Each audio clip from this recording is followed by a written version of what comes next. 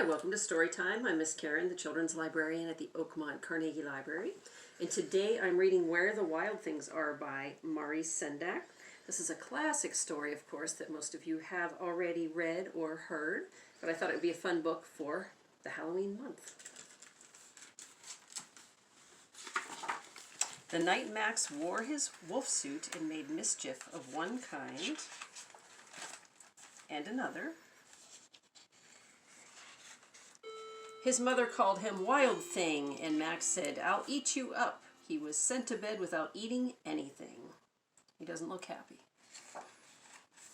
That very night in Max's room, a forest grew. Can you imagine if a forest grew in your room? And grew. And grew until his ceiling hung with vines and the walls became the world all around. And an ocean tumbled with a private boat for Max, and he sailed off through the night and day. And in and out of weeks and almost over a year to where the wild things are.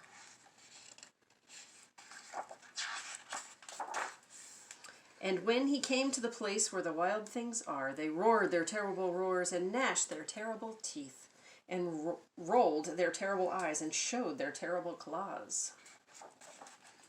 Till Max said, "Be still," and tamed them with a magic trick of staring into all of their yellow eyes without blinking once, and they were frightened and called him the most wild thing of all, and made him king of all wild things. And now, cried Max, let the wild rumpus start. And there they are having their wild rumpus. Swinging from trees. Having a parade. "Now stop," Max said, and sent the wild things off to bed without their supper, and Max, the king of all wild things, was lonely and wanted to be where someone loved him best of all. Then all around from far away across the world he smelled good things to eat, so he gave up being king of where the wild things are. But the wild things cried, "Oh, please don't go, we'll eat you up, we love you so," and Max said, "No."